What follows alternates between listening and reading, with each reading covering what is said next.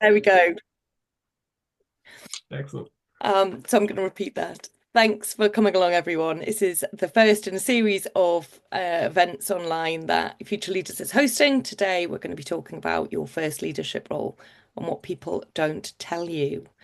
Gavin is going to do a lot of the facilitation. I'm going to make sure that I let people in if they're running late, and it will be available to watch on YouTube afterwards. So I'm going to start off with a poll, if I can get it to work. Yes, this is the test, Sarah. This Sarah is did this morning, so we'll see if it works. does Ah, that. I did it. Well done. We're good. Hooray. So we'd love to know for the people in the room, how long have you been in a people leadership role? Is it, still to happen or all the way through to really didn't like leadership and gave it up?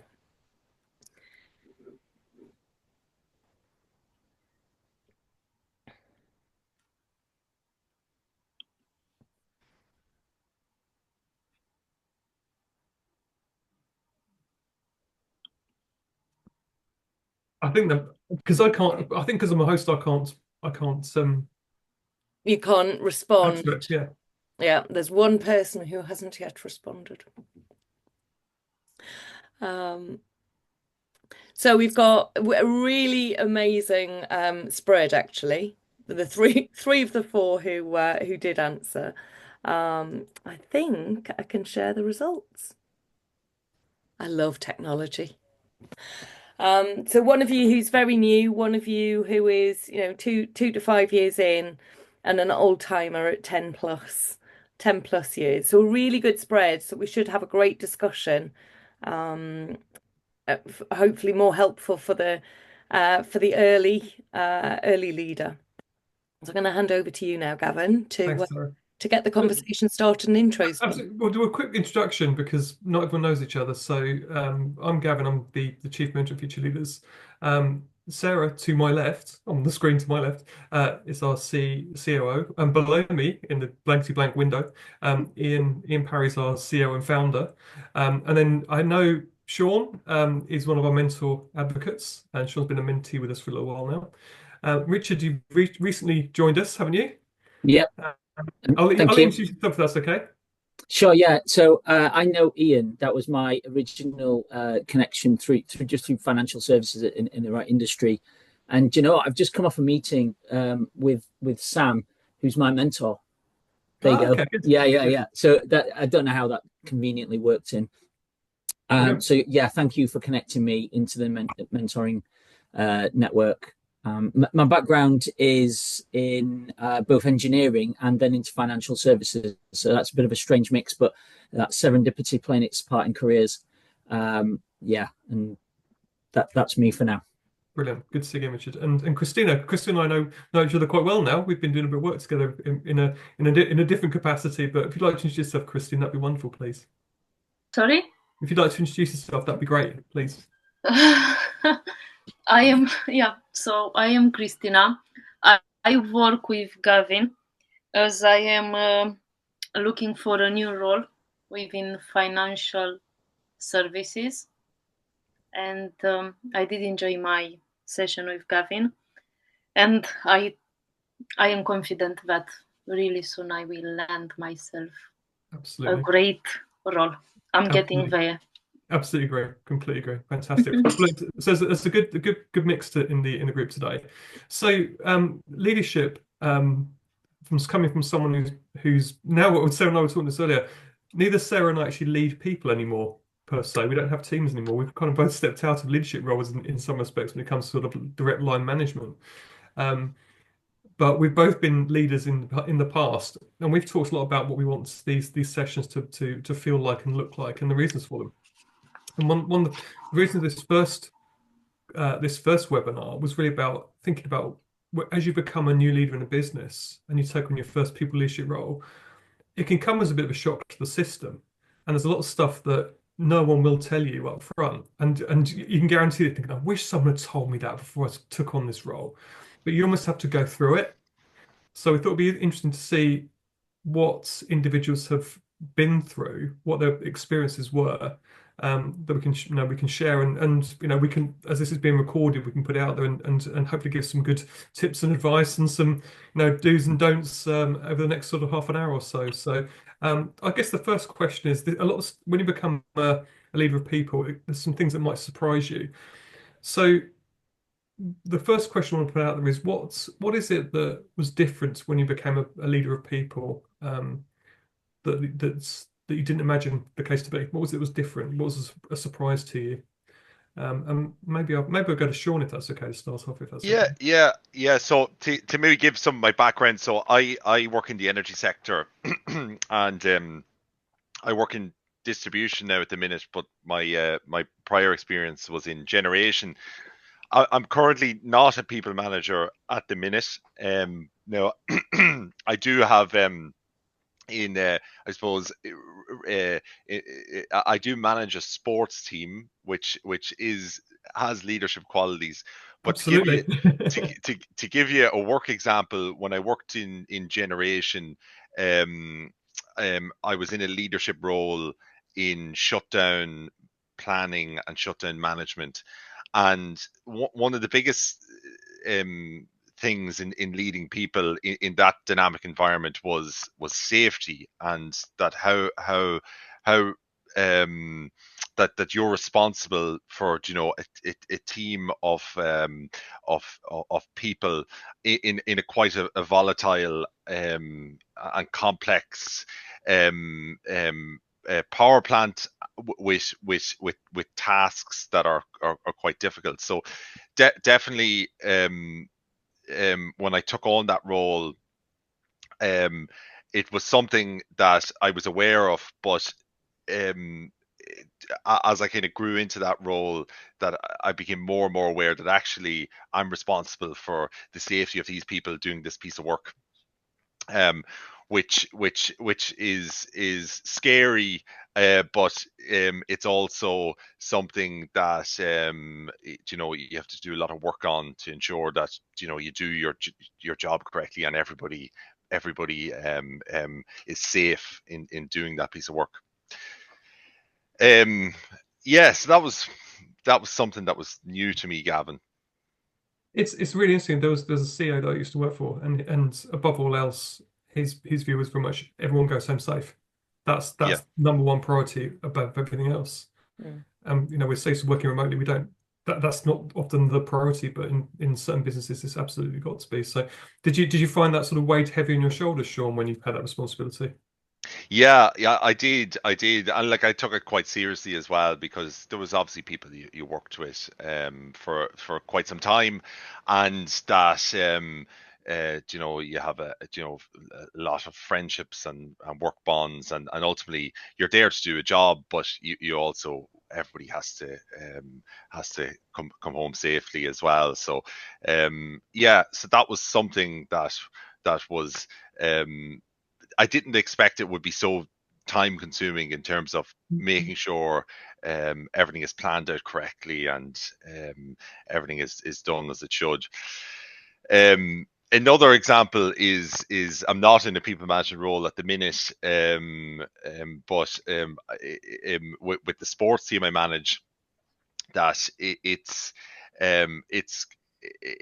quite interesting managing different people, different views, making sure everybody gets a run on the pitch. Yes. So I'm finding that interesting at the minute. Actually, going out and playing the football isn't that difficult, but it's the off the pitch and the lead up to it, which is more challenging. That's brilliant. Thank you, Sean. Yeah, as someone who's run kids football teams in the past, it's as much about but not only managing the kids and leading the kids, but it's also the parents, to ensure that balance is looked after and maintained. Hey, Manuel, nice to join. Nice for you to join. Nice to see you. Welcome to the session. Thank you. Sorry for being late, but I was in the meeting. No worries at all. No, we're just getting started. So that's absolutely wonderful. We're just talking about some early leadership experiences, and when you become a people leader, what might surprise you that you didn't imagine would be the case. So I'm going to come to Ian, if I may, and draw on Ian's experience, because Ian's led many teams and many people. Yeah. I was thinking about this. There's a couple of different things, I guess. Uh, so first leadership role would have been in the 1990s, if would you believe it? So all that time ago. And you have this situation where you get yourself a bigger desk, and you feel like there's something important happening around you, and you kind of feel like you're achieving something. And for a boy that kind of grew up in the Welsh Valleys, sort of that there was something to that, right? So it felt really good. But the thing that I guess I learned over time was how people treat you differently as well. And it took a friend of mine actually to point this out, when I was in a role a number of years later. So it took me all this time to realize that when you ask a question as a manager or a leader, the answer you get is going to be different because you're the manager. So you're asking a question, and so it took me a while to really appreciate that you've got to approach asking questions really differently now because you're a leader. Because often people will jump when you ask for something to be done and it's not a priority, and you don't realize that. You ask, oh, can I have that please? And it's not a priority for you, but it's just like a nice to have. But somebody will drop everything because this job title that you have has asked for something and they think it's really important, so they go quickly into that. And if you ask a question, people just see it differently. So it took me a while to really appreciate that asking questions when you're a leader, or asking for things to be done when you're a leader, comes with consequences. And you really have to think about that beforehand. How important is this thing you're asking for? When are you asking for it? Are you emailing somebody late at night because that works for you? But then they think, oh, holy cow, Ian's emailed me. I better Yes. answer that. So there's all those things, I think, that it's nice to have progression in your career, but it comes with some responsibilities as well that I took me a long time to really appreciate. It's really interesting. I think one of the points for me here that's pretty clear is how powerful a leader can be in creating the culture for an organization or for a particular team, and how always being on show. And Sarah and I were talking about this a bit earlier. When a leader can turn up on the floor, and I've worked with people like this, and they're how they're behaving. If they're in a particular mood, shall we say, can permeate across the entire floor, and it can set the tone for the day or even the week. So as a leader, people are watching your every breath, and every move and action you take a lead from. So you can really have that impact, and you might not even realize you're doing it, but you're always on show. Has anyone kind of experienced that from leaders or leadership teams that you've worked with? You're nodding there, Richard. What are your thoughts? Yeah, just conscious. I'll be brief. I won't go into detail. Not on a recorded session. No, I completely understand. Yeah, I'm some of the things that I'm connected to most directly right now has I've seen an impact on how senior leaders can influence hundreds of people, literally, because of their thoughts and their technique in asking the questions that maybe Ian was describing there. And I've just seen that permeate across people that work in my peer group and then and up and down, irrelevant of peer group actually. And I have an opinion on all that, which I'll just keep to myself for now. But yeah, I'm nodding because I totally agree that those people are almost on a pedestal. Sometimes don't either forget or they just don't know or they don't realize people are so looking up to them because actually they hold really great experience and knowledge. but it doesn't matter if you don't behave. That all counts for nothing if you don't behave in the right way. Yeah. And that's I'm probably stating the obvious here, but just no, right. Nodding because I've seen it firsthand. You're absolutely right. And if you go back, pull it back to the new leaders piece, is what impact does that have on a new leader? By see if that's the way that the senior leadership team are acting, does a new leader kind of ape that and role model that behavior, or do they treat them as anti-role models, which could actually be counter to the culture? So it's very difficult when you're a leader to try and buy into that. So has anyone kind of experienced that before? Sarah, you're nodding there. Yeah, absolutely. I'm smiling to myself because one of my first larger leadership roles, so where I had multi-team rather than single team responsibilities, the first time that I realized that the political structures at the top were or had the capacity to be quite toxic. And this is not Big Brother, so I can swear, I think. I used to call myself the shit umbrella. So the shit would come down from the top, and I'd provide that umbrella to my team. And it really shocked me how much of that role was necessary, how much of that air cover I needed to provide for the team and to absorb it. And that's quite a hard thing to do because you don't want to expose the rest of the team to it, and that can feel quite hard and quite lonely. And I nearly got a branded shit umbrella put together for myself at one point. But yeah, I think it's things like that that can become quite a surprise and quite a shock to a new leader, and giving them opportunities for support and to be able to offload some of that mental load that they're having to carry on behalf of their team can be really important. Absolutely, that's a really good point. And you said kind of acting as that filter position. Again, you have to grow into putting it. Yeah, you have to grow into that, don't you? You have to develop those sort of skills to be able to do so. Yeah. So Manuel, so we've not really spoken before. Have you had kind of line management experience in the past? I'm like not like a big team or something like that, but something that Sarah was mentioning is interesting because I had like my previous like manager, right? It was a VP of sales in a previous company that I was working for. He was reporting to the managing director. And at some point, the company wasn't doing well. We lost like two very huge clients, and there was a lot of like pressure from top leadership, right, into all of us. And it happened like this managing director wasn't. He was starting to yell in meetings, like not treating well the employees. And my direct boss, like the VP of sales, like he normally wasn't like that. And I noticed that he changed his behavior at some point Right. doing that things, right? To the team, right? I was a BDM that moment. So I have a small team also. I have like a couple of people that are working a bit below me with me. And when I was having one-to-one with him, I told him, hey, his name, right? You are not like that. You don't need to copy the boss. I'm a very direct person. If I see something I'm comfortable to telling something, I will tell you. So I told him that, I think he realized. Probably he was also like, it's not a great feedback to receive, of course, but then he realized. I was very honest. I was sorry, but that's not you. Like, I love your style, your real style. Like, don't copy like, the bad things, right?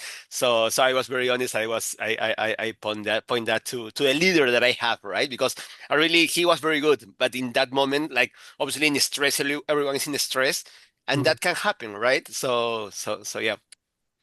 That's fantastic, and you're right. You're trying to find your own style, and particularly in your early career, and you look to others to see what works, and it may not always work, and you need. In my personal experience is you develop your style over time.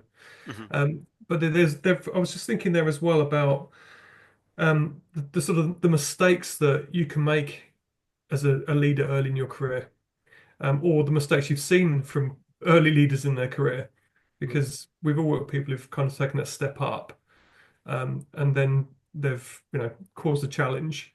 Is there anyone got any examples of where you've either done it yourself or seen someone else step up? Ian, I know you're nodding again. Yeah. No, I've definitely got a couple of examples that I look back on and cringe a little bit. So I remember my first management role. I handed out these 1 Minute Manager books to my team Yes. leaders, Yeah. and thought this was the way, I'd learned something from these books, and let's kind of indoctrinate the team around me. And they kind of laughed about it behind my back, because it was like it was uncomfortable for them. They didn't know like how to give me that feedback. This just wasn't working for them, and it just felt like if I had somebody else to talk to about that at the time, that would have been really helpful, because I guess that was my first example of leadership being quite a lonely road to travel, and you're not really sure who to talk to, and how to handle it. But yeah, certainly sort of almost like enforcing something, a style on other people. That was my first experience of my way and my approaches. It's not going to work for everybody, and I needed to accept that. And it took me a moment or two to understand that it wasn't anything personal, but everybody, the term different strokes for different folks really, really kind of resonates. And yeah, that's one that I wake up in a cold sweat in the night whenever I think of that moment. How did you kind of let it go? What was it that went? Yeah. How did you move on from feeling like Well, you've assumed that I have, Gavin, haven't you? Yeah. I'm a sensitive soul, so it took me a long time to move past that. And I think it's just kind of accepting that there are learning opportunities, and looking for what can I do differently.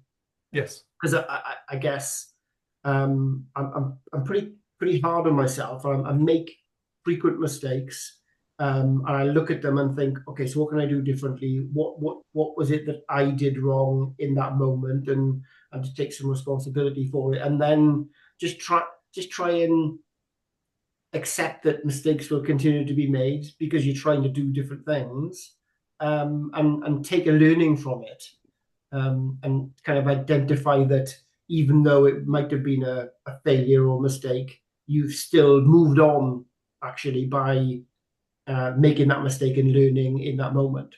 Absolutely. And can I just add something there, Gavin? Yes, please, because I think this is just like a really important part of what I'm picking up in leadership, is provide, as a leader, to make sure that Ian in that scenario felt like making a mistake was something that was okay to do.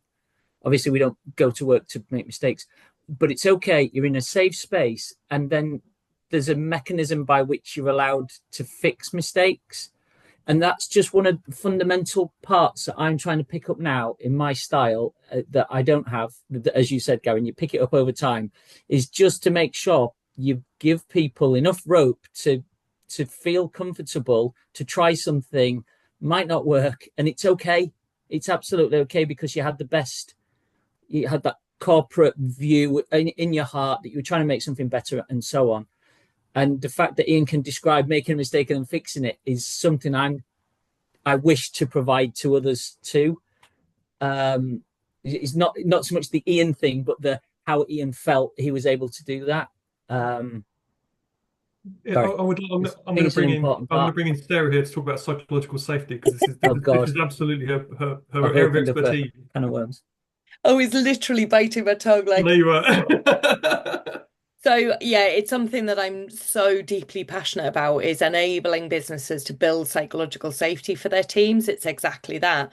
If no one's feels safe enough to make a mistake or to admit to the mistake, then you have a real problem.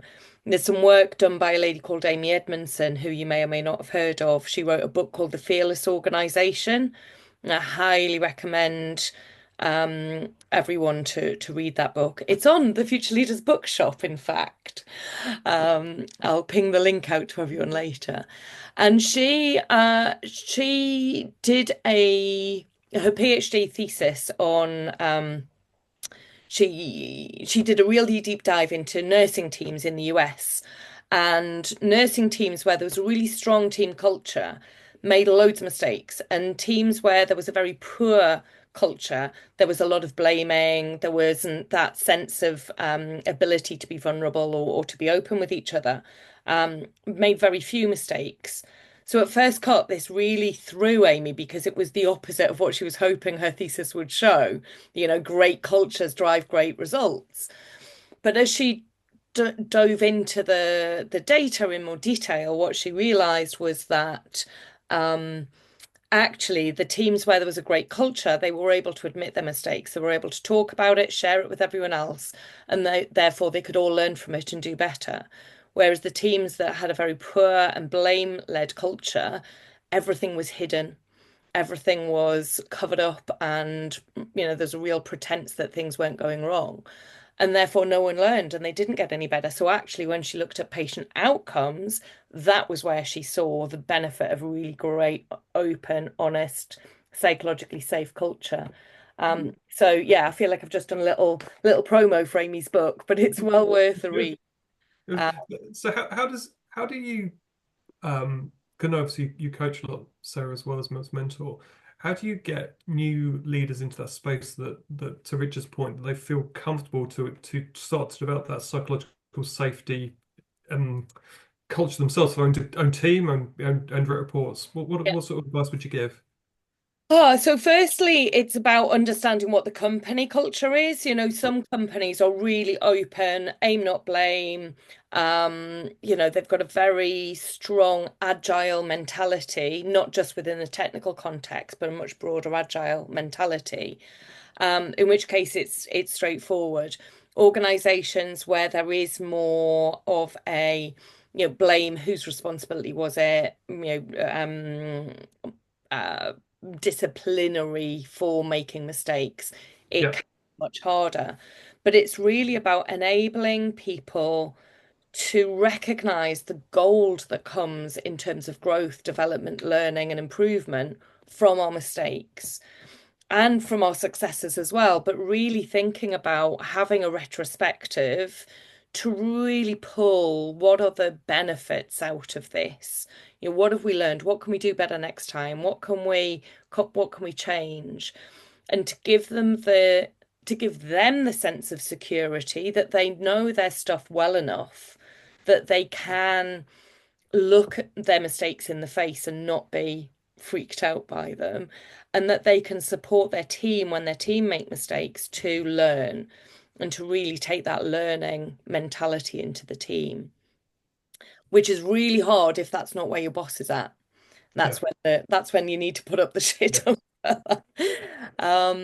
But what hopefully happens is you're able then to demonstrate the improvements that are being made through reviewing mistakes in a positive way, through looking at, fail fast but learn from it, and being able then to showcase that into the rest of the organization. You can start a culture shift with the recognition of how helpful it can be. So you can almost work sort of bottom up and affect that culture locally to make it more widely permeate through. Yeah. Well, what are your thoughts, Richard, of having heard what Sarah said? Anything that resonates at all? Yeah, no, definitely. And one of the things I can, I've got micro things where I can kind of just fine tune, but just that culture of running through lessons learned types of scenarios. I have a sales role, so that's when you don't win something normally, or a project that hasn't gone to plan. Doesn't matter which line of work we're in, we all would have a mechanism, and just making sure that those I see lessons learned diary events being the first to be binned off when everyone's busy and we haven't got time to do it, where actually it can probably drive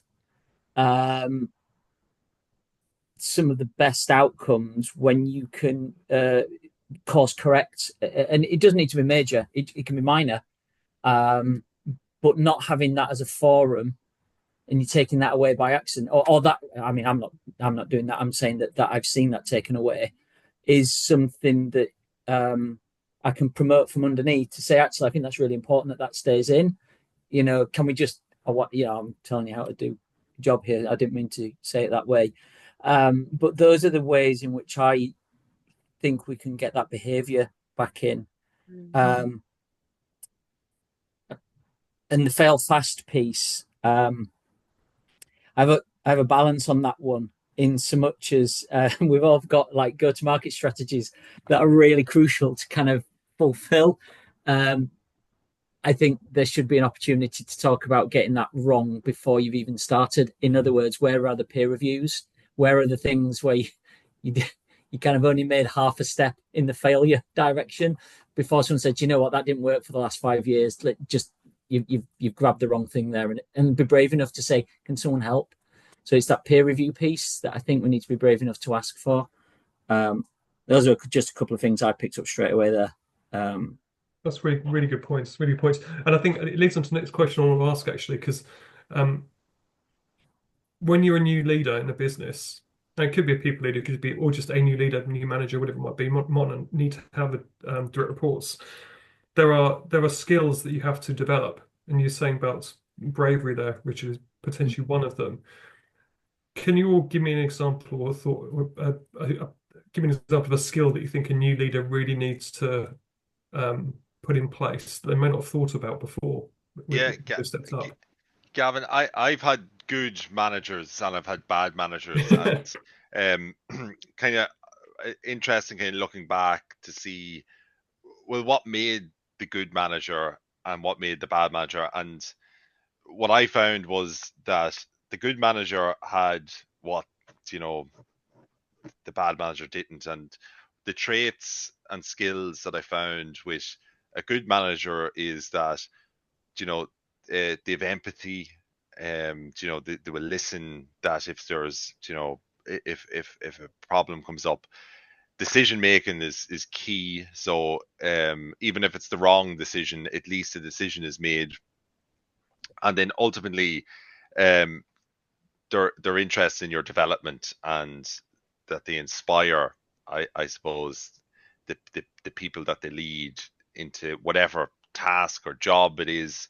It could be a large organization, it could be a smaller team, but if you can inspire your team, that helps massively, and then I found, like, the bad manager, they didn't have any of those. They would have sat on the fence, no decisions, no empathy, doesn't really listen or care. It's the opposite.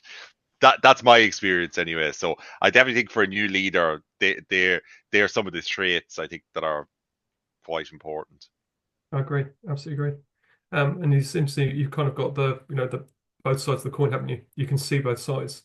And again, it's about, to Richard's point earlier, about trying to build your style and develop your style. You can take the best bits from the good manager and try and avoid bits from the bad one. Christina, can I ask you, come to you if that's okay? You've worked with managers in the past. What's a really positive skill that you think a manager should have early in their career? Oh, that's a really good one. A really positive skill. I don't know. Skill. I don't know how to phrase it with what I'm trying to say. That is, I've seen managers, starting off with this mindset that you are here, you are doing your job, and if a mistake happens, is the end of the day. But as someone earlier said, no one is going to work, and they want to do hoping they gonna have a bad day or they are going to make mistakes. No one. I mean, you must be, I don't know, crazy, I would say, or you must be out of this earth to want to go into work and perform bad. And I've seen managers not understanding this, or at least the experience I had. And funny enough, it was one of my colleagues who said to me that, look, Christina, no one is coming to do a bad job here. And if mistakes happen, we must be able to correct them, understand people, and looking into what happened, not, keep on going, why you did this mistake, you did this, but why it happened, and la. This doesn't help. Otherwise, adds on pressure, and I don't know if if this is It does. answering. It does, as it does, Christine. I completely agree because it builds upon the psychological and safety piece that Sarah was referencing. Yeah, That you've got to feel like you can develop and grow without feeling like the world's going to end, as you rightly said. That if you do make a mistake, you can't. It almost gives you paralysis and to stop you from moving forward and doing things and trying new things, which can make businesses go backwards. That's yeah. great. Thank you. Manuel, what about you? What sort of skills do you think an early leader might need? I mean, they need to, like, what I think or believe, like, they need to give confidence to the team that they can work alone. You know, if I hire you for something, I trust you. I trust in your skills, right? Not like be in their back like all the time looking like what I will do, right? Of course, if you see that they are going in the wrong direction, like move them to the right direction, but in a good way, you know, like in a Yes. coaching side, right? So reviewing what they are doing and that if you see that this is going wrong. But if they are doing great, like obviously give the good feedback and that stuff, but giving them the liberty, right? Like the freedom to do the things as they they might know how to do, right? Because they are good talent, you trust them and show that you trust them, you know, like and with that they will develop a lot, I think. And that's something that has worked with me in the past and also with some people that I have managed, like very small team, but it's something that I was given the liberty, right? But then, of course, like if you see that it's not working because it doesn't work, that's the thing. Like you need to also, depending of the people that you have in your team, you can change your style. Like you can Yeah. it can work for some people one thing, and other people might like a different thing. So also like trying to see that's the other thing that I was gonna ask like other people, like how do you uh, ask for feedback if the leadership, the style that you're having with your people is the right one? Because it can work for some of people and with others different. So how can you reflect on that? Right. So I don't know, like if everyone has experience so asking for feedback, because sometimes like this peer-to-peer, one-to-one, like people is not totally open if they don't like to receive. Obviously, you're giving feedback to your boss, right? So probably it's not an open space sometimes. So how to create that? Can I throw that to Ian because you're nodding with a wry smile on your face, Ian. Yeah, no, I'd agree with that. And the two things for me were about often when you're promoted, it's because you were good at the last job. And that can sometimes be a bit of a mistake. You were a great salesperson, so now you're a sales manager. Well, you know, that just doesn't work for me. But equally, I guess it's understanding that when you're a manager, you don't have to be an expert in what the team does. You just have to be able to support the team and lead the team. And that doesn't mean you know how the widget fits in and all that sort of stuff. So it's being comfortable enough to say, hey guys, I'm not the expert on this. I can help you with what you're doing, and I can make sure that the business is supportive of you and get out of your way when you're doing good things. So it's being comfortable enough to do that. And I guess the other thing, building on what Manuel said, was that for me, and this definitely took me a good while to appreciate, was leadership styles should also be based on the situation you find yourself in. So a bit more flexibility around situational leadership. So if your team is in a real bit of a difficult situation and the business is really struggling, then it's a bit more of a holy cow, we're in a bit of a turnaround situation. What do we have to do? And it's a bit more energetic. It's a bit more, might be a bit more sort of visual on things. Whereas in another situation, it would be different. So I guess it's just being flexible enough to not pin your leadership style onto one thing and just go, this is the leader I am. It's, well, actually, the team needs me to be a different leader in this situation, so I'll adapt to that. Yeah, you're absolutely right. The flexibility and adaptability. You think about, I'd say, if you think back to what happened, without going to play the whole COVID card, but you think about when COVID hit and we suddenly went online, there was no playbook for it. and we were suddenly in a situation where we had to reinvent things and manage in a different way and lead in a different way. And just because so and so was quiet on a call doesn't mean they were okay. Or just because someone was loud on a call doesn't mean they're okay. You're having to read people in a different way potentially. How to adapt your style and whole communications piece. So you're absolutely right. And there's a way, as when you're a leader, that you have to evolve, you have to develop, and you have to listen to your people and work with your people. Sarah, you were going to say something. Yeah, I was just going to build a little bit on what Ian said in the first half of that, and the way that when I've tried to build psychological safety with the team so that they can give feedback back up to me, is using stop, start, continue as a tool. So having that as a two-way conversation within one-to-ones, I'm going to ask you what you would like me to stop doing, what you would like me to start doing, and what you'd like me to carry on doing, what's working for you. And I might have the same feedback for you. And if that's then a regular conversation in both directions, it takes a lot of the heat out of it. So you go, actually, you keep putting these books on my desk that you want me to read, and it really winds me up. So stop doing that. Or, actually, in this scenario, I'd like a bit more space to do it my own way, and I'd like a bit more autonomy. So that's a mechanism that I've used to make it a bit more, or feel a bit more safe for the team to give me feedback. It's a really good shout. It's you can certainly utilize it. Manuel, would that have been useful in the situations you discussed potentially? Yeah, yeah, I think that's a very good one. That's a very good advice, actually. That's stop, stop, continue, like because that opens not only to share, because that's good, right? Because you're giving like something that you don't like, but then also what you're actually liking or the style that you like, that you would like to encourage that also, right? So yeah, I think it's a very good one. I take notes already.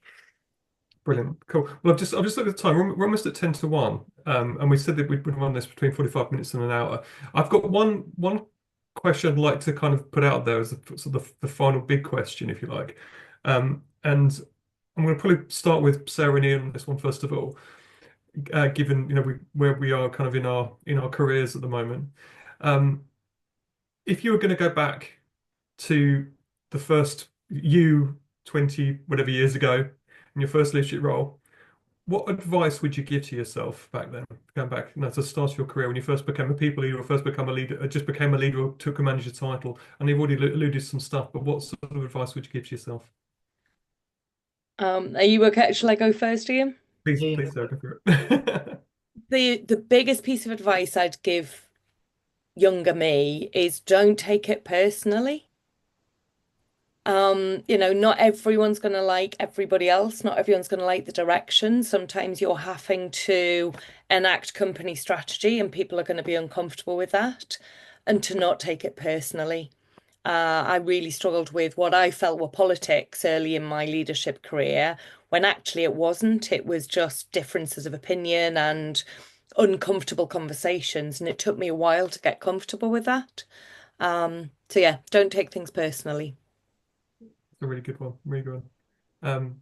Ian, really good self. Yeah, I was just wildly thinking as Sarah was talking, but I think for me, it's just accepting that in your first role as a manager, there might be less for you to do. And it's not about creating all this stuff. I'm a new manager. I've got to do all these things. I've got to make all these decisions. I've got to create a thing that's got my name all over it. It's just, being confident enough in yourself to appreciate that you don't have to do all of this stuff. You don't have to make all these decisions. You can just sit back, spend some time with the team, understand where the issues are, be available for people as they're on a journey on their own as well. And it's very much about being focused on the people and spending time with them, and not focusing too much on what have I got to do, because your role will progress, and be a bit kinder to yourself in how you're assessing your abilities on a day-to-day basis as well. That's really good. Would anyone else like to share what advice they would give themselves in their career? Yeah, Gavin, I'll jump in. Yeah, so Please maybe leadership it's like when I first kind of went into a leadership role, I thought that if you have a problem, somebody comes to you with a problem, you have to have that answer immediately on the tip of your tongue nearly. But kind of looking back, it's not necessarily that you have to have all the answers right there and then, but it's more maybe creating the environment, I suppose, where the right questions can be asked, and then people kind of feel that they can ask the questions and that the answer can be developed then, so so probably not put myself under that much pressure, but maybe use more tools then to kind of enable people in the team. So yeah, that's very good feedback. Fantastic. I'll open the question up to Richard, Manuel, and Christina. By all means, there's no pressure at all if they want to answer. It's cool. Yeah, I've got one, Gavin, and it's around. It's almost like picking up the mistakes that I think both Sarah and Ian have kind of just said. Do these things, but just being humble at the start. So not rocking up thinking I'm the big I am. I've done all this before. I definitely know more than you.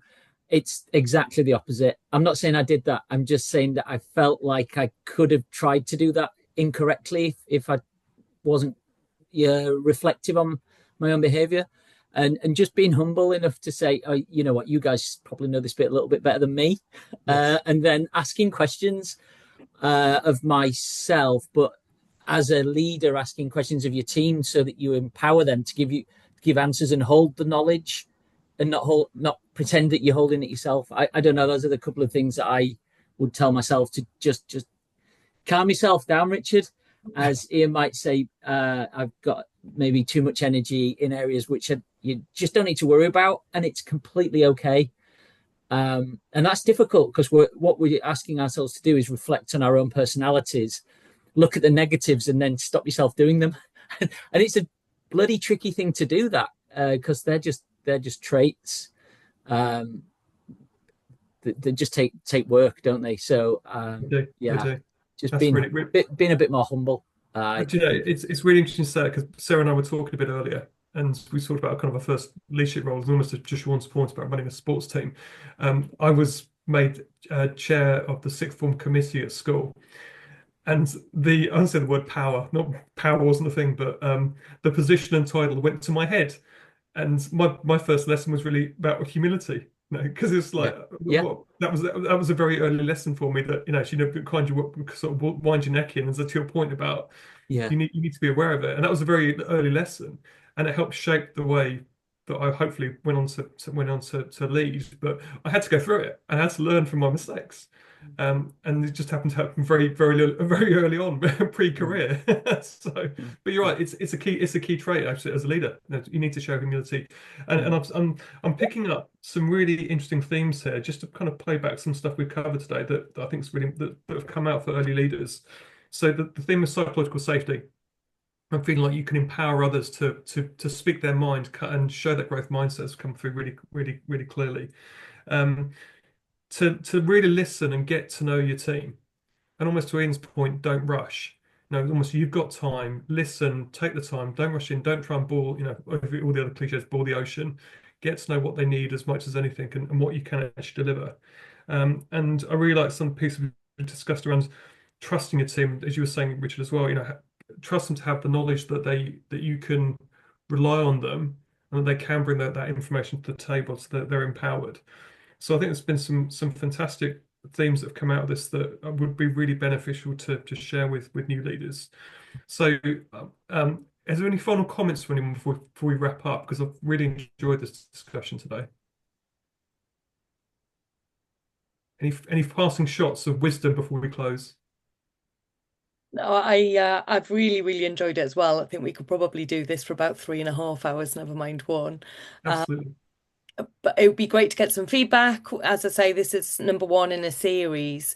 So, things that, you would like us to stop, start and continue would be great. Brilliant. Thank you, Sarah. So look, I want to thank everyone for their time today. Really enjoyed it. Hope it was useful. We have recorded it, so it will get posted. I think Sarah's set up our YouTube channel, so we'll be on YouTube. Is that right? Yes, that is correct. So we'll be able to share it with the wider Future Leaders mentoring community, which we're really proud to be members of. So have a lovely afternoon and a wonderful weekend when it comes. And I've Thanks, got everybody. the link to Amy's book. Thank you. Brilliant. Thank you, Sarah. Thanks all. Thank Thanks. you. Bye bye. Take Thank care. you, everyone. Bye bye. Bye.